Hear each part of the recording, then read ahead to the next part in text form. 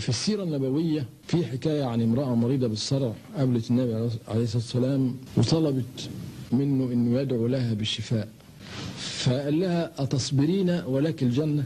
فقالت أصبر ولكن ادعو لي ألا أتكشف، فدعا لها. واضح من حديث النبي عليه الصلاة والسلام إن الأمراض المستعصية اللي هي على شاكلة الصرع وغيره، إذا صبر الإنسان وتقبلها يكافئ الإنسان على هذه الأمراض وعلى صبره بالجنة. طبعا ده الصبر المقصود هنا صبر حقيقي، يعني الصبر بمعناه الحقيقي. فمثل هذا الصبر لا تقل مكافأته عن الجنة. الكلام كتير اللي بيتقال على ان الصرع خصوصا في الانسان السليم تماما واللي جميع فحوصه سلبيه، يقوم يطلع اللي يقول لك ايه ده سبب الصرع ده لمس او مس جني او شيطاني. اولا هي عجز الطب على انه يشخص السبب، مش معناها ان احنا نقعد نخوض فيما لا نعلم. وبعدين حتى الكلام عن الجن والشياطين معناها احاله الموضوع الى غيب والى علامات استفهام، ان احنا لا احنا بنشوف الجن ولا الشياطين ولا بنعرفهم ولا لنا حكم عليهم ولا حد له حكم على الجن. كان سليمان ده في مرحله حاجه كرامه خاصه له انتهى الامر، انما الجن والشياطين ده مملكه احنا ملناش فيها امر ولا تصريف. ويكون ان المريض يقول كده ويدي لنفسه رخصه علشان يدور يلف على الكوديا اللي بتحضر والشيخ اللي بيصرف والكلام الفارغ ده طبعا دجل فظيع، وده شرك بالله سبحانه وتعالى وكفر وجهل بكل المقاييس، لان مفيش حد له حكم على مملكه الجن ولا يعرف هي ايه الجن ده. احنا نعرف انه موجود بس، لكن ما لناش حكم على الحاجات دي. وفي النهايه اللي له حكم هو الله سبحانه وتعالى الذي بيده مقاليد كل شيء. يقوم شويه مشايخ ودجالين ومشعوذين يجي يقول لك هجيب لك الجن الفلاني نكلمه ونرضيه بفرخه نذبح له مش عارف ايه، ده بكش كله ده دجل. وبعدين اذا كان النبي عليه الصلاه والسلام ادانا المثال، هو لما جات له حاله الصرع ما تدخلش، فوضها ربنا سبحانه وتعالى ونصحها بالصبر. ده غير ان احنا ما احناش عارفين، يعني ده كل ده خوض فيما لا نعلم.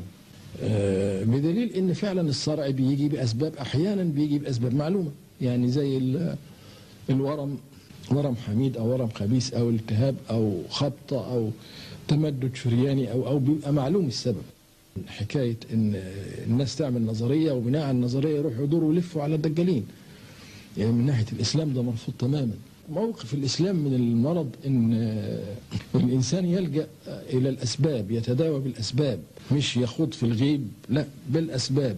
فإذا لم تكن أسباب اللي عند الطبيب كافية فيلجأ إلى الله سبحانه وتعالى، ربنا يقبل دعوة المضطر. أيضا لازم نعرف إن الصرع البؤري اللي بيكون سببه ورم أو حتة في المخ ده من ضمن البلاء الشديد اللي بينزل بالإنسان، لابد اللي حواليه يقدرهم ويتعاطفوا معاه. وبعدين مين فينا ممكن يسلم من ضربات القدر؟ ده في لحظة ممكن جلطة مش عارف سكتة ذبحة وصل الإنسان يتحول إلى ماضي أو يبقى مجرد تمثال قاعد على كرسي بعجلات في لحظة. فإحنا كلنا معرضين، فلازم نتعاطف مع ينزل به أي نازلة من نوازل القدر. هو السؤال يعني ألا يوجد من سبيل أو وقاية أو طريق للأمن من نوازل القدر؟ هو ربنا قال لنا الحقيقة الطريق، قال الذين آمنوا ولم يلبسوا إيمانهم بظلم أولئك لهم الأمن وهم مهتدون. فيميها إن الصحابة قالوا له ومن منا لم يظلم يا رسول الله؟ فقال لهم لا، ليس هذا الظلم، وإنما هو الظلم الآخر، هو الشرك، إن الشرك لظلم عظيم.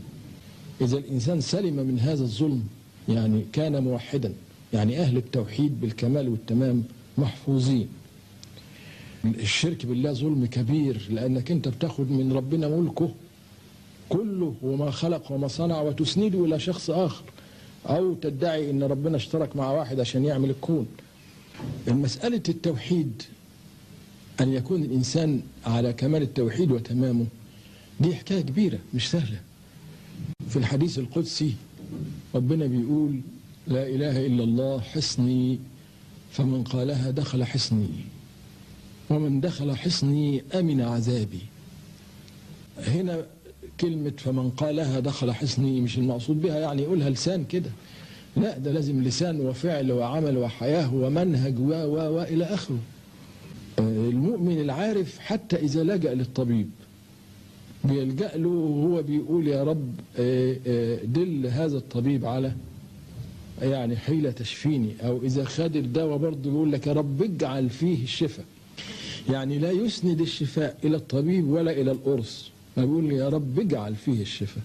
فهي دي النظرة التوحيدية. النبي عليه الصلاة والسلام لما بيدعو بيقول اللهم إني أعوذ برضاك من سخطك وأعوذ بعفوك من عقابك، اللهم إني أعوذ بك منك. حاجة غريبة أوي، طب ليه ما قالش أعوذ بالله من الشيطان الرجيم؟ أبدا، ما هو الشيطان إيه الشيطان؟ ما هو برضه ربنا هو اللي صنعه وهو اللي عامله. بيقول نقول لا مهرب من الله إلا إليه، يعني هتهرب منه تروح فين؟ ما كل المكان والزمان بتاعه فانت بتهرب منه إليه. هؤلاء الذين بلغوا هذه الدرجة من التوحيد في مأمن من عذابي، بس دول قليلين، دول قليلين. وده أعلى المنازل هي هذه المنزلة، منزلة التوحيد الكامل اللي بيبقى فيها الإنسان بيشعر أن ربنا هو المستند وهو المعتمد وهو المصدر لكل شيء وهو الرصيد الفعلي. فإذا ما يغرناش كل الحوادث اللي بتحصل دي. الحوادث اللي بتحصل في النهاية ملهاش إلا مستند واحد هو أمر الله سبحانه وتعالى، يبقى نلجأ لله سبحانه وتعالى رأسا. كل ده الحس التوحيدي لما يبتدي ينشأ في الإنسان إحساس توحيدي وشعور توحيدي وإدراك لأنه بيتعامل مع الله سبحانه وتعالى، بالرغم أنه هو في الظاهر بيتعامل مع الناس، مع الطبيب والمهندس ومش عارف ايه ويشتري ويبيع، لكن في الواقع كل هذا التعامل الخارجي رموز، انما الحاصل انه بيتعامل مع مشيئة الله واراداته طول الوقت.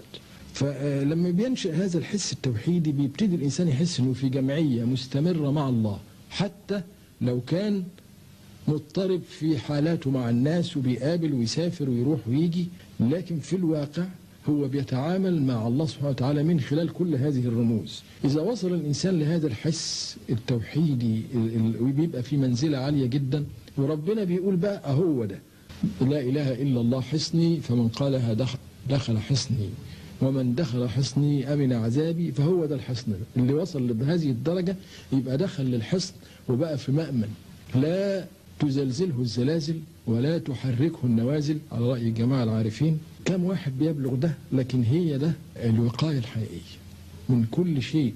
وأمثال هؤلاء الناس اللي وصلوا إلى هذه المدارج العالية بيبقى فعلا القرآن على لسانهم شفاء، وبيبقى الدعاء عندهم مستجاب. بيقول لك بينهم وبين ربنا عمار، بمعنى العمار الحقيقي، مش اللي بيدعيه الناس. ما كل واحد بيدعي يقول لك أنا بيني وبين ربنا عمار، لا مش لعب، ده درجة عالية قوي قوي ما يحصلهاش إلا أفراد. وربنا يجعل لنا نصيب في هذه الدرجات العالية، نصيب في هذا الحصن الذي يأمن من يدخله من كل النوازل والزلازل. وإلى حلقة قادمة إن شاء الله، والسلام عليكم ورحمة الله وبركاته.